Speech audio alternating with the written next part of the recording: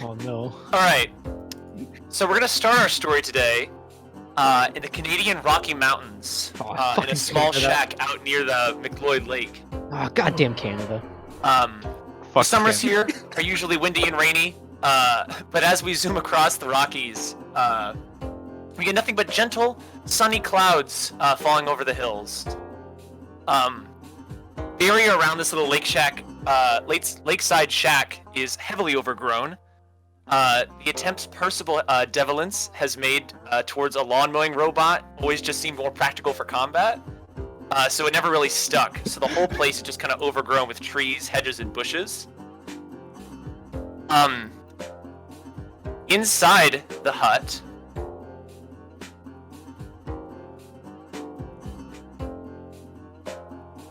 And we here see, goes the process of scrolling around the entire screen looking for. It's in the there we upper go. left. Found it.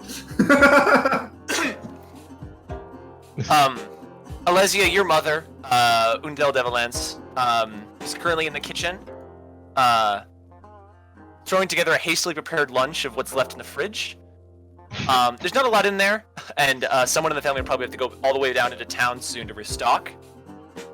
Alesia, you're here at the table, and I'd like to ask what you're doing on a typical summer's day.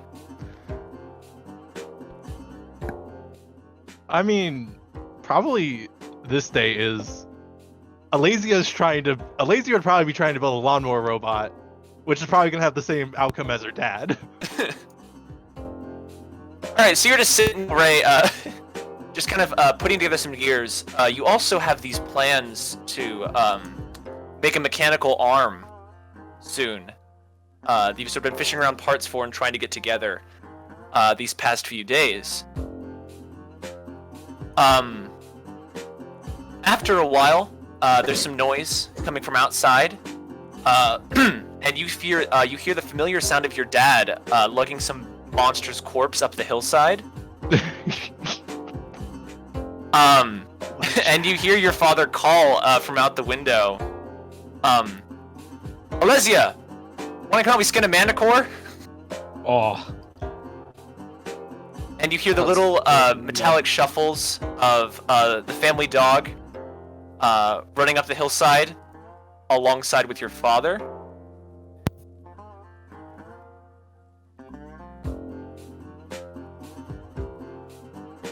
Oh. How much XP you get for that?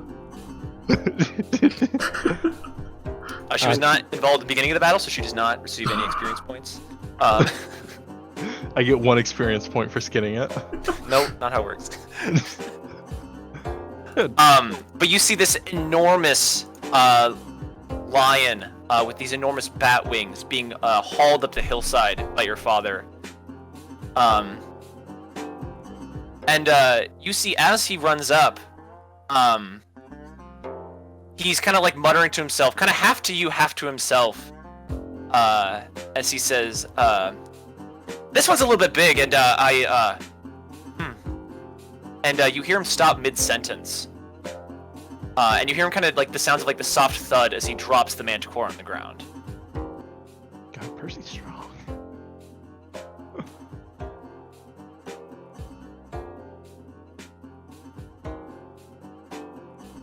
Leslie, what do you do? So, Mom, I'll be back in a moment. It's Dad, you know. She's just gonna flip over the arm thing, which I don't know if her family knows about it. She wouldn't have told them, but never know with Percy and Odell. They know that you're doing something, but like you're always doing something, and they don't know what it is. So. Okay. I mean, hey, you know, I don't know if lion tastes good, but you know, you might actually have some fresh food. He's just gonna step outside to, throw open the door and just kind of step out. As you go outside, you see that your father is standing in front of the family's rarely touched mailbox. And you see he's holding in his hand this crisp white envelope with this large purple crest on it. Um, and you Junk see mail? he's kind of looking over it, and he shakes his head, and he says, "No, it's for you," and he hands it to you. She'll take it and look absolutely fucking stunned that she somehow got a letter. You have never received a letter in your entire life. Yeah, so she's gonna do the logical thing, pull out a knife and just like cut one of the sides open to get the paper out. Yeah, so you just shave away one half of the envelope, and as you open it, you see that written on the envelope is Spinterus Wizarding Academy. And as you pull out this letter, sort of your father sort of comes to your side to read it, and you hear the sounds of your mother in the kitchen putting everything down and also coming out to see the letter herself. And as you unfold the letter, you see these 3 small little silver foggy pearls kind of drop out of the envelope at your feet. And as the 3 of you sort of scan down the lines of the letter, your parents sort of share a few looks, and we fade to black. Oh no, Oh. boys. Good, the duo.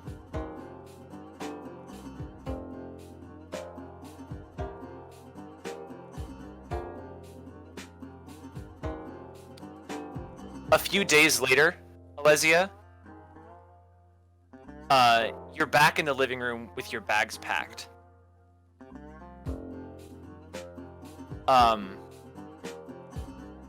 You see it's mostly just mechanical bits, and you basically have one small duffel bag that has like 1 change of clothes in it. Epic. You've activated basically the storage containment on the old robotic direwolf, and he's holding basically any updates and repairs you'll need on him throughout the school year. Oh. And after a while, your father comes into the room, and he looks over at you, kind of bittersweetly. He's got kind of this sad smile on his face. And he asks you, "You, ready to go?" Oh, I mean, ready as I can be with all this. He nods, and kind of sheepishly kind of scratches the back of his head. And he says, "Before you go, I wanted to give you a little something." And you see, sort of out of his back pocket, he pulls out this dagger, with sort of this very, very beautifully engraved and embroiled leather sheath. And you see he sort of draws the dagger out, and it's this beautifully engraved and embezzled dagger with all these little swirls going throughout it, and you see these wolf designs. And you see that, very much Game of Thrones style, there's a wolf's head pommel on the end of the dagger, as he walks up to you, holding it. Lazy is gonna do the little thing where like you use your arms, not really your legs, to push yourself up. Yeah, gotcha. Yeah, which fucking hurts to do because I do that all the time. Just hold out our hands eagerly for this new weapon or toy. With his other hand, he takes one of your hands, and he presses the blade against your flesh, and he drags it along. You see he slashes across your palm with it. And you feel this stinging in your hand as you realize the blade must be silver. And you see he takes the blade, lets go of your hand, and then he rotates it, puts it against his own hand on this other edge of the blade, and he also drags it along his hand.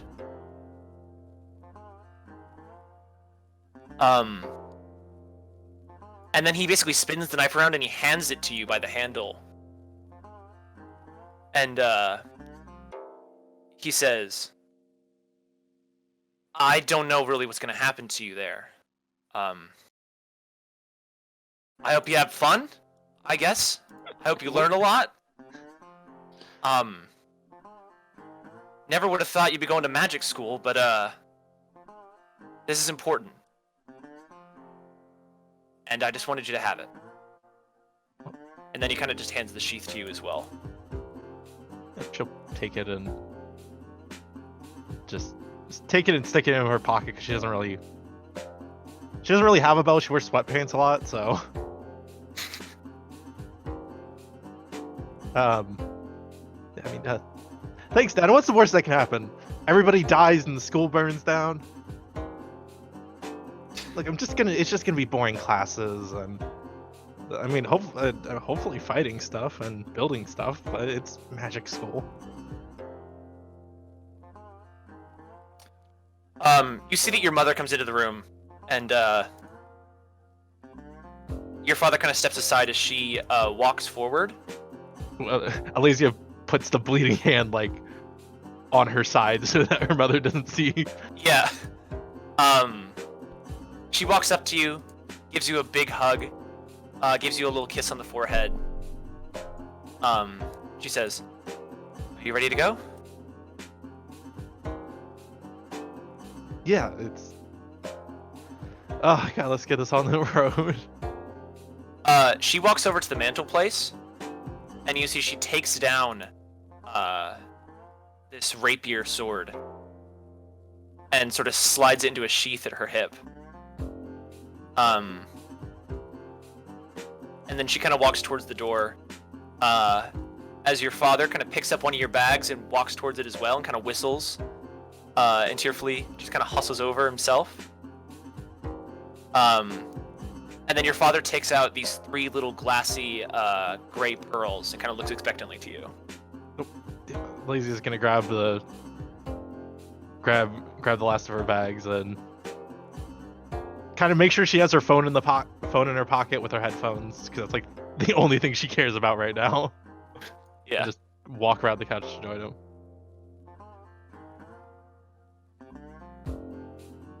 All right. And you see your father hands you and your mother one of these pearls, kind of holds it for a second, kind of smiles at you, and then he throws it at the ground. And we fade to black again. Woo!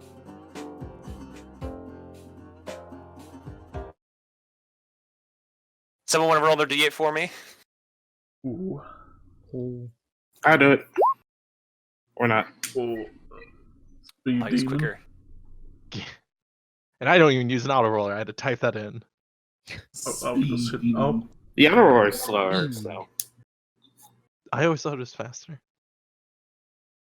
Now we go again, dancing around the outside. Heading down south from the Canadian border, we arrive at Dallas, Texas. Oh yeah, Oh yeah, baby.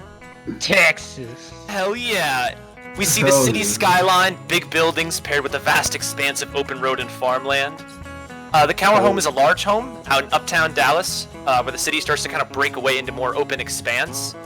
The house is fairly big and incredibly nice. You used to have an au pair who did most of the decorating and housework, with your father kind of busy most of the time. But for the past year or so, your father has kind of left you to your own devices, and most of the time just leaves you at home to kind of occupy yourself when you're not at school. Nice. So Dante, I'd like to ask you what you're doing on a beautiful summer's day. We're shooting at sarsaparilla bottles. Hell yeah! yeah. That's what's up. The house. You have a shotgun in your hand. Okay, So Dante, you've got a BB there gun. it is. Yeah. You're out back on the porch, sort of with this rifle sort of crested against your shoulder.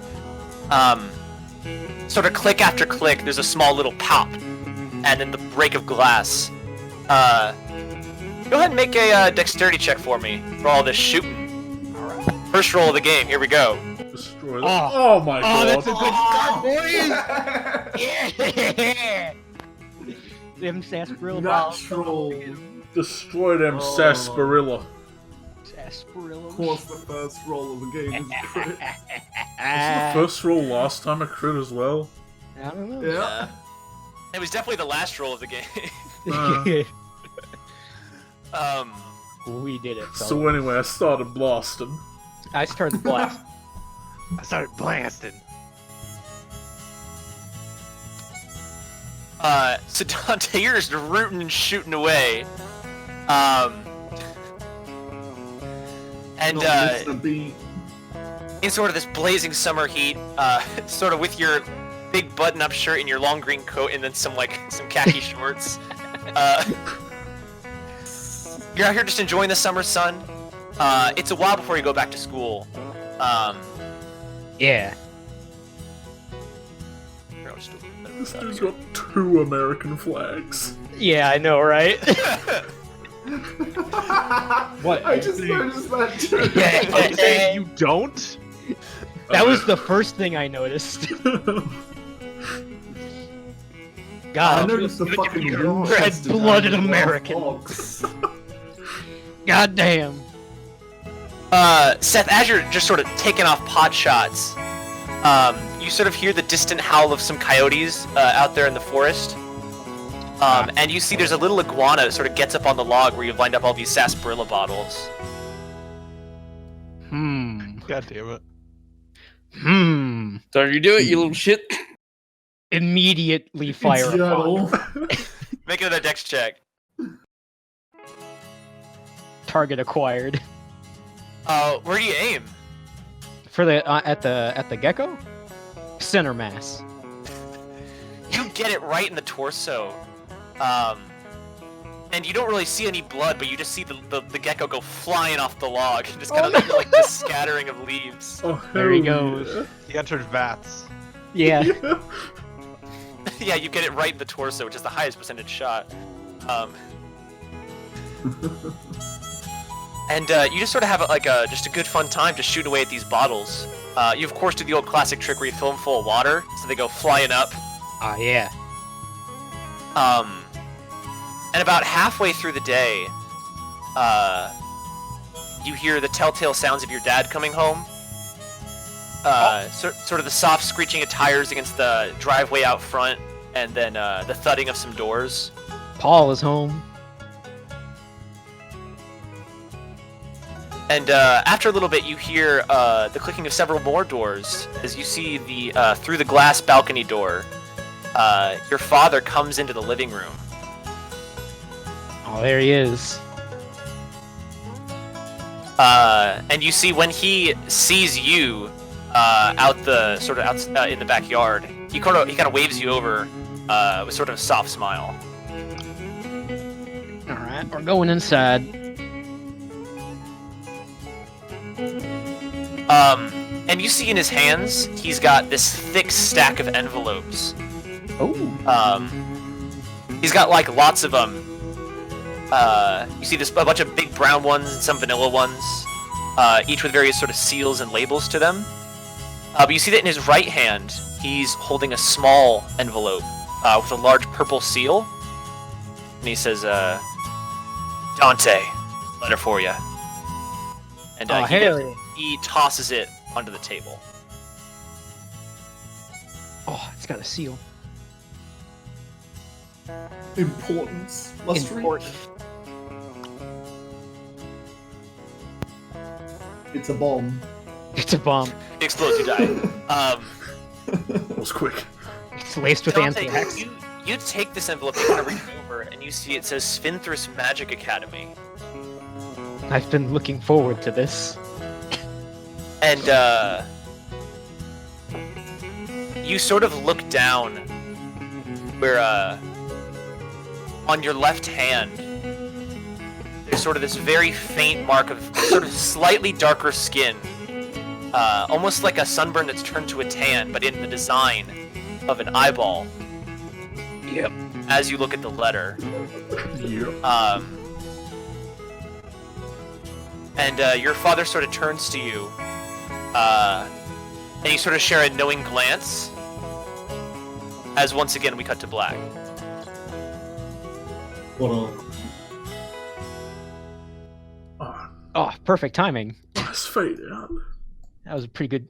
Wow. So Dante, Yeah. it's a few days later, probably a week or so, and you similarly have gotten a big backpack full of all your junk. You got a big suitcase that your grandma got for you a couple years ago. Mm. You haven't used it yet, but you've got basically all of your earthly belongings sort of safely tucked away inside. And you're sort of sitting there, kind of idly double checking that you have everything, as you kind of hold the letter again, looking at it on the table. And your father kind of comes in, and he looks at you, and you see that in his hands, he's got this large Colt revolver in sort of this gentle cloth wrapping, as if he's been polishing it. And you see he sort of whistles at you. All right. Get up out of the chair. Walk on over. You see he puts one hand on your shoulder, and he says, "At this school, while I haven't heard much, they're going to test you greatly. They're going to imbue you with great knowledge and with great power. But never forget, no matter how many enchantments or rituals they teach you." And he places the hilt of the grip of the gun in your hand. And he says, "You are your most powerful weapon."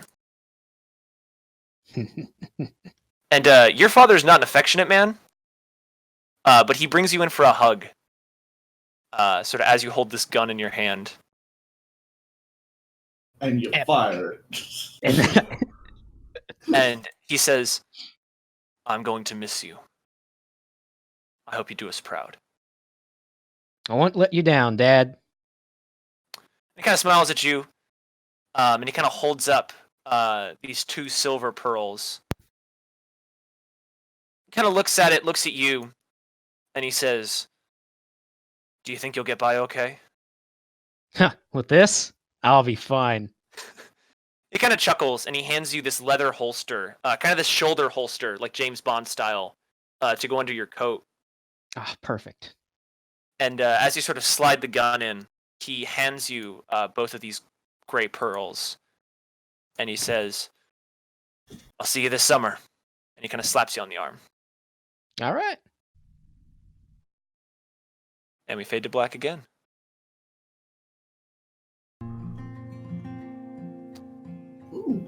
So all the way across the northern Atlantic Ocean, we come across the city of Harlingen, in the distant Netherlands. The sea flows throughout the small coastal city in several dug channels, but far away from any of that, near the highway and the farms, is a small little suburb. Gentle green grass sprouts all throughout in between the streets and sidewalk, and there's plenty of room for trees in between and around the picturesque little houses. Inside one house, we see Julian Farfire. You're sitting on the couch with your little sister Emma, There I am. both plucking away at strings on the guitar. Aww. Oh, hell yeah. Oh, there he is. There's my boy. Oh, The happy original boy. no white hair, both limbs, all limbs and appendages intact. all natural. Oh, hell yeah. I like how you have to add that part. I never All check. in I never there. check the mail, and I And live he happily never ever checks after. mail. So Julian, you're sitting on the couch, sort of moving your fingers in between the strings, and instructing your little sister how to do so as well. Hell yeah. She's been taking piano lessons for the past few months, and you two have been slowly showing each other for the past few days how to play each other's instruments.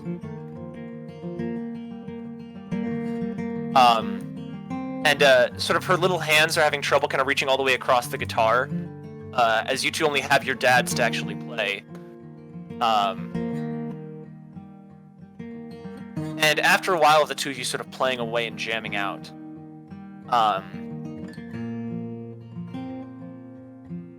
you hear your mother call down the hall.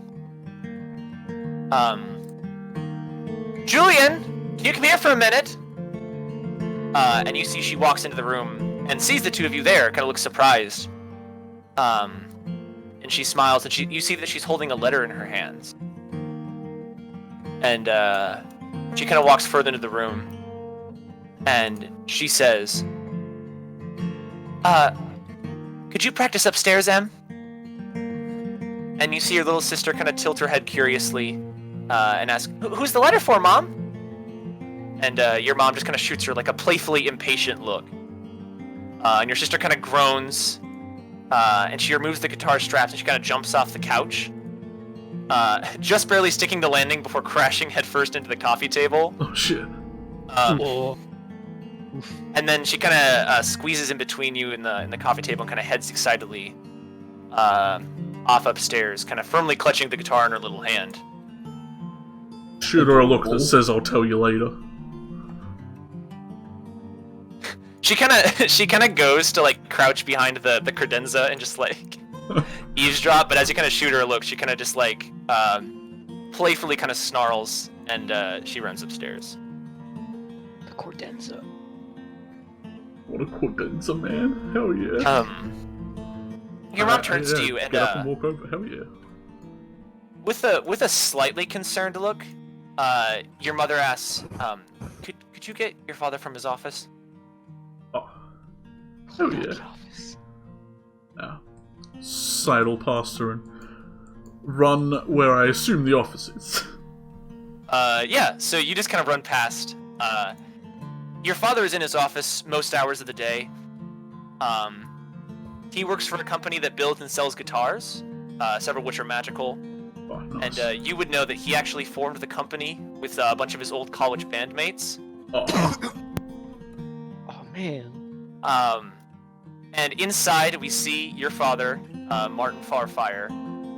Oh yeah. Give a little rap-a-tap-tap as I open the door. I'm like... The knock is kind of a courtesy, because I was barging in anyway. Oh, absolutely. Like the door's already open and then you knock. Yeah. You see, inside he's got all of these guitars sort of hung up on the walls and above the bookcases and on his desk. You see a lot of them have autographs of different musicians out in the world. And there are sort of these big record labels that are all across the walls that also have sort of these big album covers that are up everywhere. You see your father is hastily sort of scribbling away at papers with a big fountain pen.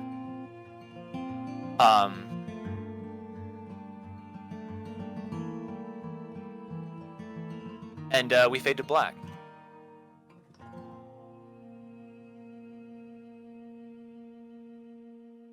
A dumbass smile on my face this whole time. I'm so happy to be back.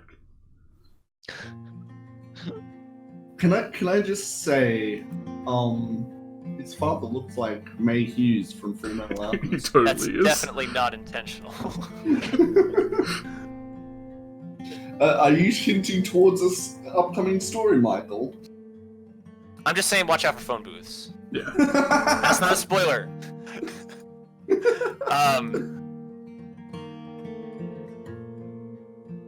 Your father turns to you, kind of putting down the letter and handing it to your mom. And he says, "We're so proud of you." I look shocked. And you see your mom looks a little bit more concerned. And she turns to your father and says, "Can we really pull him out of school for this?" And he kind of gestures to the letter and he says, "It says right there that math is part of the curriculum." Oh no. Helen, we honestly can't put him back into normal school knowing he's meant for so much more. I'll try and grab the letter. I haven't read it yet. I want to try and snatch it. You look at it, Give me the letter. and it's a letter addressed from you to you from the Spinterus Wizarding Academy. I light And up. you see inside, it explains to you that you have been selected as a candidate for a magical caster, and you are to, if you so choose, enrolled this upcoming September in the Spinterus Academy. And there's more information detailing the Gold Ward and the pearls that your father is now holding. The curriculum the school will teach you, the supplies you'll need, and the money that can be procured to buy it if needed.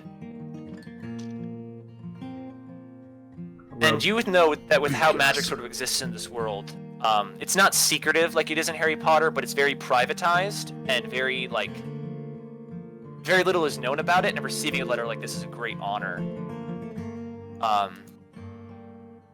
And your mother kind of turns to you and says, Julian, what do you want to do? I also want to go. Your father kind of smiles, sort of like very, very big white teeth across his face, this big bashful, like prideful smile. And your mom smiles too, a little bit more concerned, as she kind of takes the letter back from you and starts looking over it. And Look at all the other she people says, there. It is your decision. Just, I guess, be careful. Of course. And a few days later, you're back in the living room. He immediately And, went off to tell Black his sister. Like, he just sprinted off. Oh yeah, just right upstairs. Yeah, I had to tell her.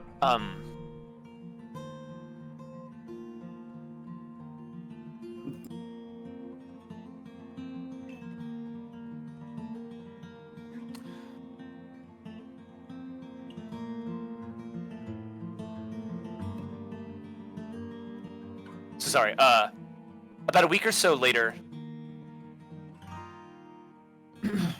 you're standing in the middle of the room, with this sort of wizard's cloak that you've acquired. It's just a bed sheet. Is that canon? Is that gonna be the new canon? No. Your dad's old uniform. Oh, I mean, if they went to a school, I definitely would have. Yeah. Neither of your parents were casters. Never mind, your dad's a pussy.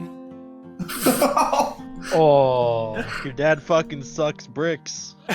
Bricks. Sucks bricks. It's a weird hobby he has. Your family's all normies. I'm like taking selfies of myself. Yeah. Normie calling others a normie is a big oof. Julian, you got your big backpack packed. Oh, hell yeah. You got your guitar. And your little sister had sort of like a little bit of a breakdown a couple nights ago. Yeah. Sort of the middle of the night, she came to your room and your parents' room kind of crying because she didn't want you to leave. But today, as you guys get ready to head out to the Gold Ward, she's just got this huge bubbly excitement to her. Hell yeah. And she says to you on this day, as you're kind of standing there, so you're gonna learn all kinds of spells, right? Like all of the spells ever. Well, you'll teach me some though, right? When you get back? Of course. I'll call you and send letters and before I even get back. She kind of jumps into your arms in a big hug. I try not strong, but yeah, I can catch your little sister. With 2 arms right now, so might as well make the best of them. Gotta use both of them. Yeah, kinda. Your father walks back in from the kitchen, holding the 2 little glass pearls. And you see your mother comes in as well, and she kind of walks up to you, and she says, so you have everything, right?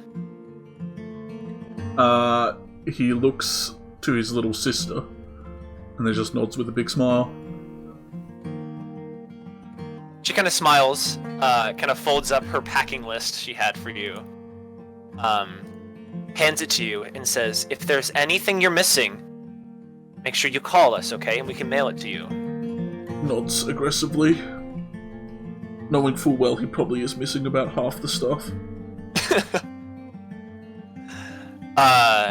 Your father turns to you and says, you ready? And he holds out glassy pearl. He looks to him for a second before immediately tearing up and hugging his family.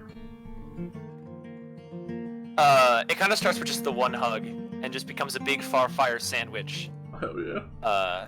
As you all just kind of share one mutual little big warm hug. And then you hear one of the glass beads crack. Dragon Ellie. Cracks. No, I'm gonna miss you all. and then you all kind of pull away, and your little sister says,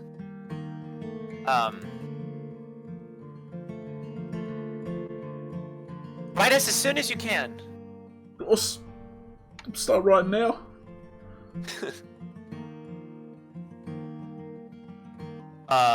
And your father hands you the glass pearl. I ask my sister to braid my hair one last time before I leave. Because he doesn't braid his She own does hair. the He real nice doesn't know and how. fancy. It's one Kinda braid getting for the the entire long, series. flowing hair out of your face. Yeah, that's how the hairstyle changes. Different timeline. And your mother sort of gets one big last hug in. She kisses you on the forehead, kind of holds your face, and Very swishy. she says, a little bit, yeah. And she says, I love you. I hope you come back soon. Love you too, Mom. She hugs you again. And she says, I know you're gonna do great. You're gonna love it there. And she lets go of you. And she turns to your father, who looks to you, holding up the other glass pearl, and says, ready whenever you are. Well, I take a step back and I throw it at the ground. He didn't read up how to use it. He's just assuming. Alright, and once again, everything goes black. It was a flashbang. Whoever playing Glacius pulls out flashbang, bang. Alright, I need one more D8.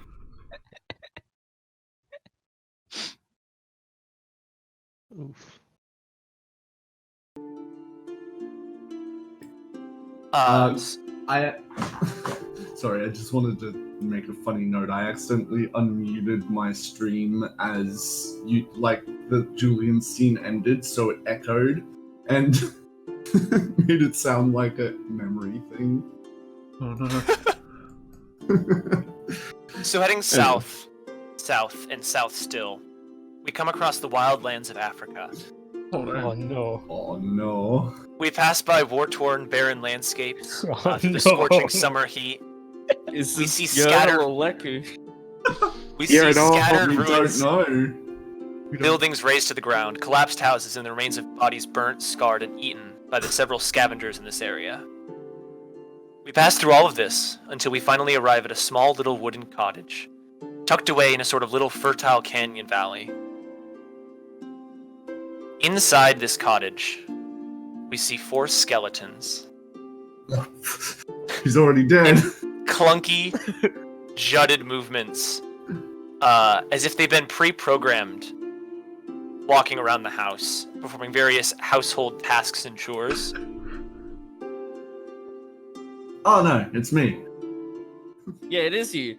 Cottage. That should have been the dead giveaway, And Sam. skeletons. Probably. And skeletons. Skeletons was meant to be the giveaway, but you know what? You never know, Ural. Maybe you're Yeah. shit. Yeah. Why Maybe would he that- be in a he's just in some random human's cottage, like, why are we- Yeah, Maybe For the some reason, Yes. when I heard cottage, it just translated to like tent for me. I don't know why. He's in a hut, not a cottage. I the know. eco terrorism Yes. kicked off early. So, Leku, we find you on this summer day, buried, with your nose buried in a book, sort of with all of these parchments and scrolls kind of unraveled on the table, as you're studying a couple different arcane sigils, trying to memorize them.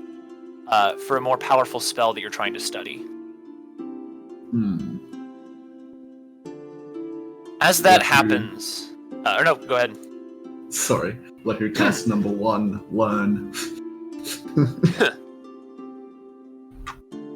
All of a sudden, while you're reading, there is this loud sound.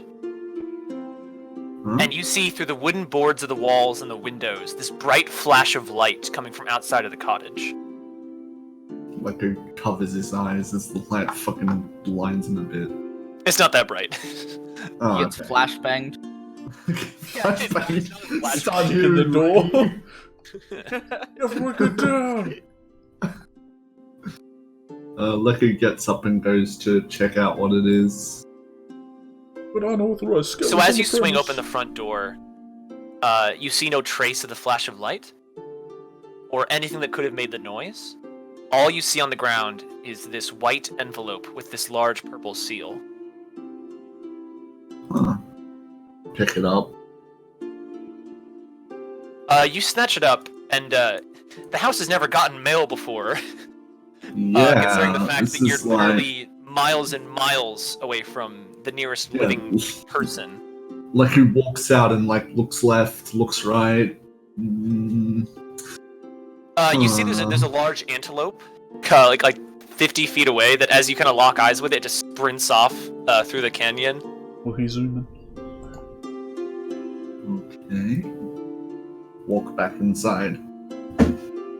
And you see written on the envelope is your name. Leku, we know what you did. in? We know. Just What like do your you say? hands. Yeah, Yeah, it's a No. handprint that just says, "We know." Ah, crap, here we go again. You sleep rather soundly for a murderer.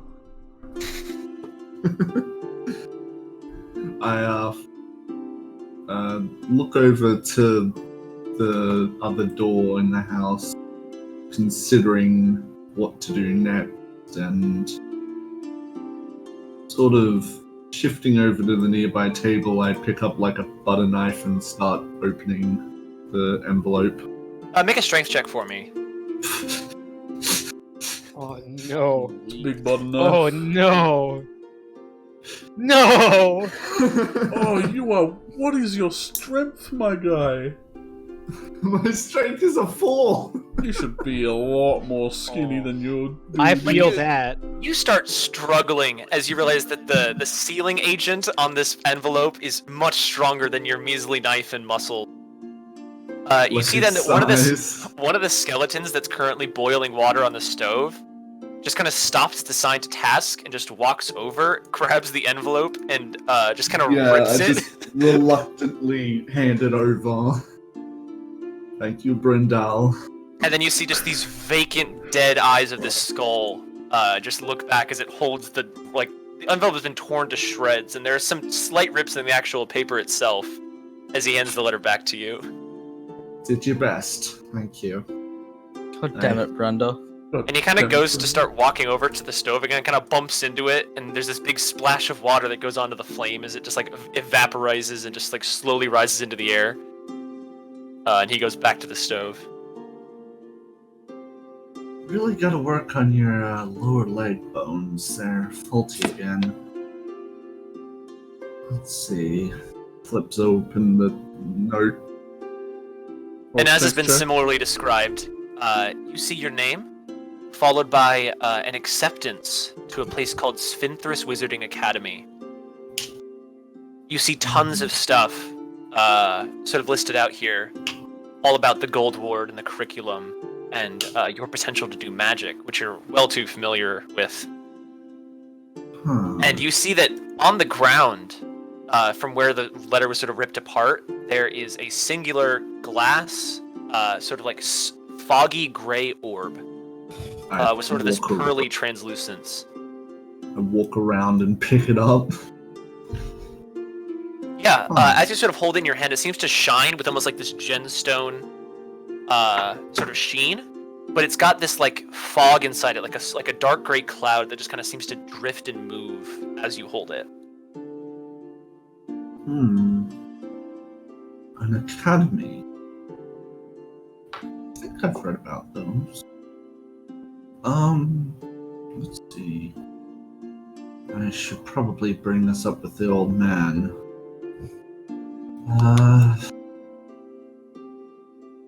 Oh boy.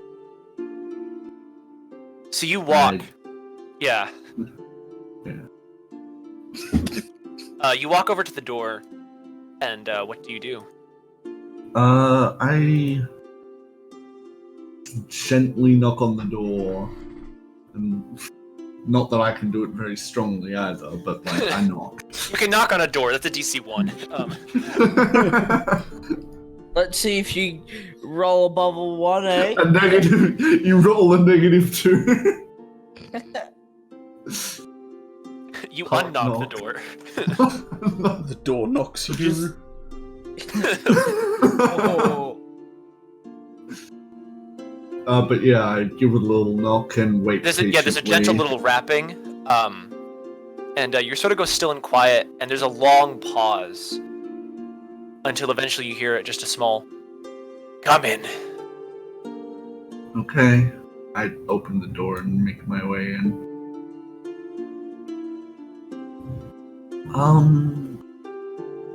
I believe this is called a piece of mail. You see the old man is just sort of hastily scribbling away in this small little pocketbook journal he has. And you see from the looks of it on his desk, it looks like he's covered up several things that were open. And doesn't really pay attention to you for like a few seconds. And he turns around with this sort of quizzical look on his face. And as soon as he sees the letter, you see his face completely fall. And he says, That's not good. "This is exactly what I was afraid of." You see he stands up from the chair and kind of walks over to you, and he holds his hand out for it. Here you go. You see his Awesome. eyes sort of flash, and they flicker and they spin as he starts reading through this letter, as if he's mad in thought. And you see while reading it, he kind of pushes his chair forward and starts pacing throughout the study, back and forth in complete silence. We never usually get mail, do we? He seems to disregard the comment as he sort of reads it through. He turns to you and he says, "Did you read it?" A little bit. I mean, Brendel almost ripped it in half, but a little bit.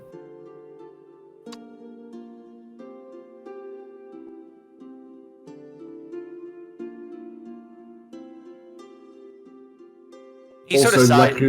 Leku just has Oh. the small orb in his pocket.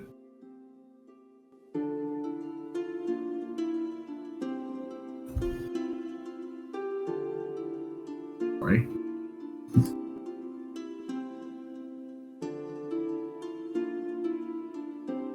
He sighs to himself, and he says, "I need to work on their motor functions." Yeah. Oh, and I think Brendel's chipped their lower calf again. Nothing a small mending can't fix. Don't think I've learned that one. And he turns to you, kind of squinting at you as you make that comment, and he says, "So you read it?" I believe it referenced an academy, like a school. He says, "And?" Well, I don't have much reference towards that, as I've only had 3 books that tend to talk about that, and 2 of them are fiction, but, I mean, it sounds interesting. It was addressed to me, so I suppose I have some options in what happens next.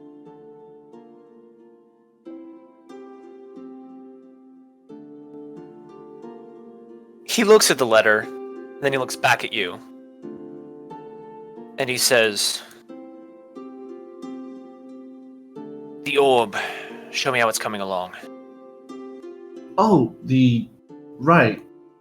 He quickly covers his pockets in a little bit of a panic and then raises his hand. A diamond. Need a diamond. 50 gold. You see, he reaches into the sleeve of his old robe, and there's sort of a flicker of his hand, and there's a flash of light that escapes basically the whole of the sleeve, and he hands you a diamond. Thank you. Leku lightly holds it in between 3 fingers and starts casting Chromatic Orb. Roll an choosing- Arcana check for me. Yay! Feels special. Ooh, yeah. You see this flow of liquid start to circle around the diamond and start flowing together into this circle that sort of splashes and swirls in on itself as this green acid just starts bubbling in your hand and becomes this basketball-sized sort of globe that just floats above your fingers as you sort of dance an arcane movement. I don't think it's meant to be this big. I might have added too much air again. Huh. He looks at you, and he looks back over at the letter.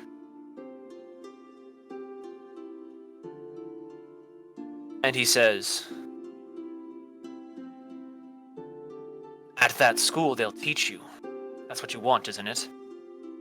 I mean, yes. I think it was a magic school, so it would surely speed up my progress. He kind of thinks for another minute, and then lets out this heavy, morose sigh. And he turns his back to you and kind of places his hands on the desk. And then he slowly stands upright and walks back closer to you. And he says, "You want to go, don't you?" Well, as comfortable as it is here with you, saying that honestly this time, I do sort of want to learn magic so I can progress in my goals fast. Because at this point, no matter what you say, I'm going to learn magic. And we fade to black.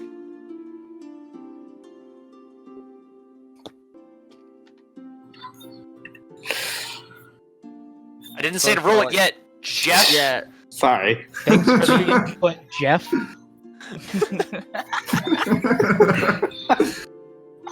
Leku, a week later, you stand again in the living room. I say living room, I really just mean the room that isn't the bedrooms. Yeah. And you stand there with sort of this small little burlap bindle slung over your shoulder with all of your belongings in it. And you see the skeletons sort of walk around, sort of helping you collect all your things, and kind of just hastily, kind of clumsily bumping them into the bag. Thank you, And then- all of you. After a bit, the old man kind of strides back into the room, and he walks up to you, holding the glass pearl in his hand. And he says, "I imagine this will be the last time in a while we see each other." I imagine so. And you see he produces from the sleeve of his robe this swirling white ebony wand. And you see it's sort of got this blackish appearance to it, but with all of these inlays and the sheen to it that it almost appears white as he hands it to you. Isn't this yours?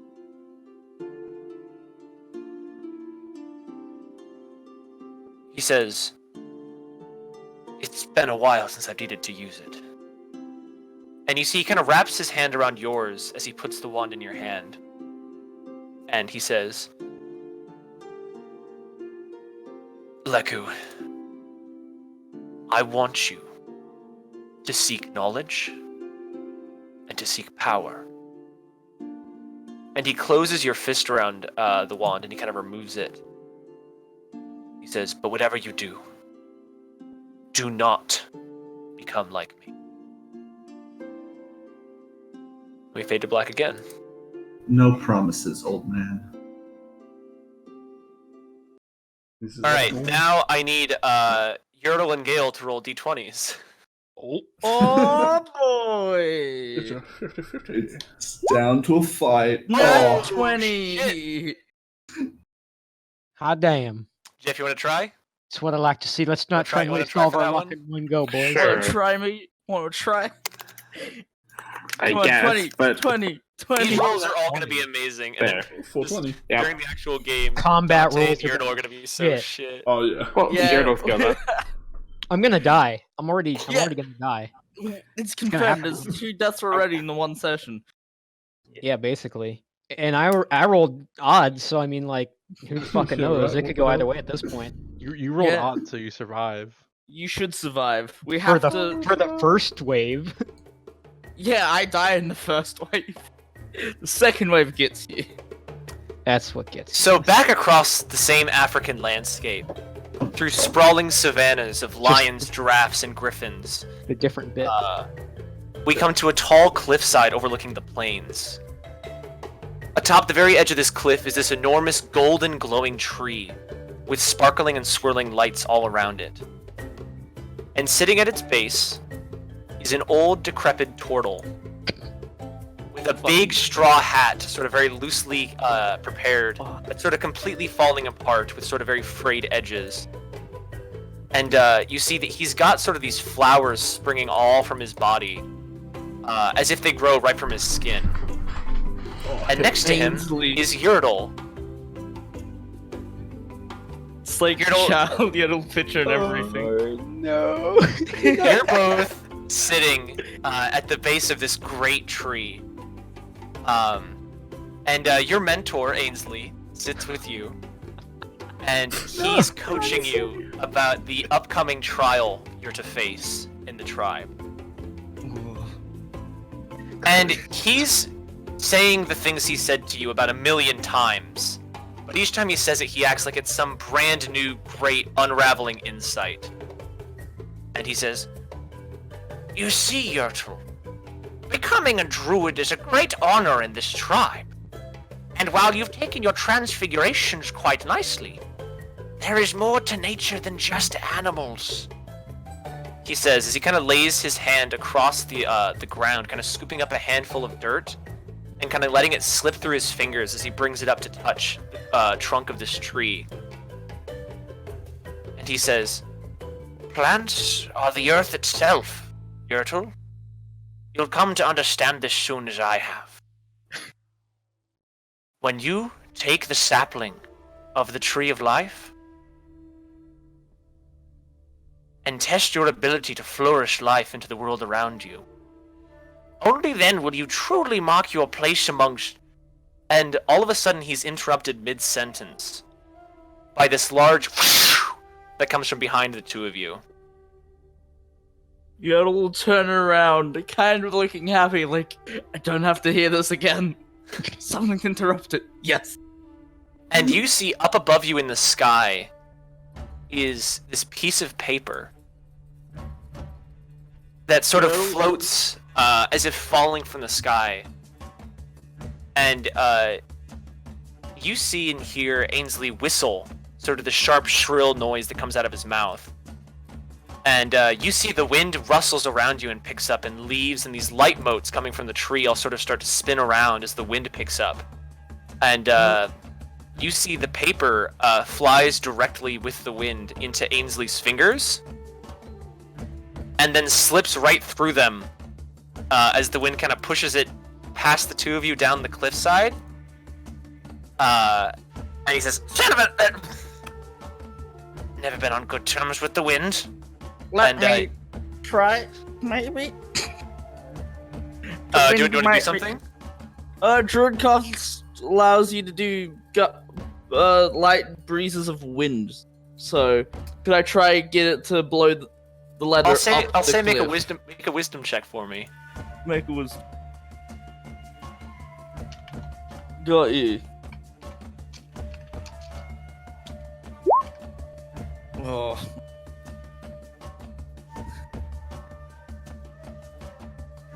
With that, what do you like visually do to do this? Well, Yertle mutters something which is, please be something good going to my hands, not Ansley's.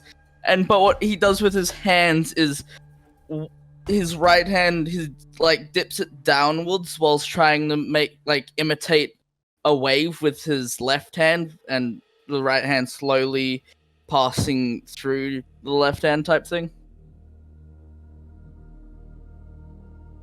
Yeah, you see that the letter just sort of slowly flows back up the wind and through the side of the cliffs and past the tree and directly into your hand. And you see Ainsley kind of spins around you to read it. Yertle will open it and try pocket anything that isn't the letter.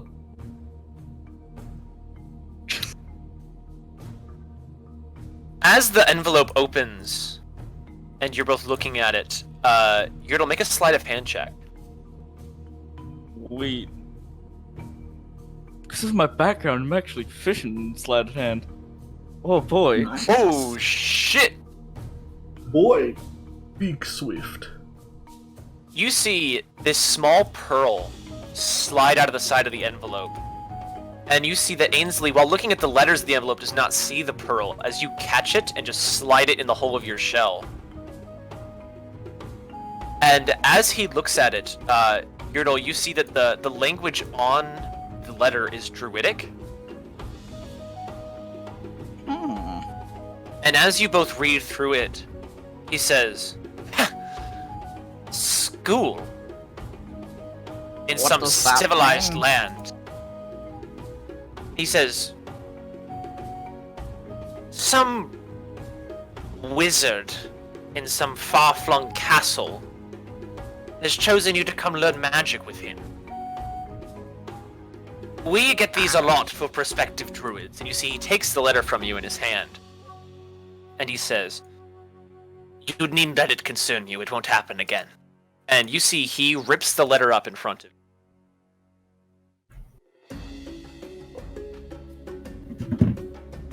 He says, Wouldn't this be a chance to show them that nature's important too? he looks over to you and he says, "It's not our place to assert ourselves on the wills of others. If they wish to see the beauty of the world around them, they'll have to come find it themselves." If they're inviting me there, wouldn't that kind of not me being inserting myself when I show them that? He says, "They want to teach you their ways. Their magic. The arcane. We do not deal in such things." As he walks past you to the tree, But we and he could says, show them the differences and the benefits. he turns to you and he says, "We will talk no more of this. Focus on your trials, and you will become more powerful than they'll ever hope to be as a druid." And we fade to black again. Oh.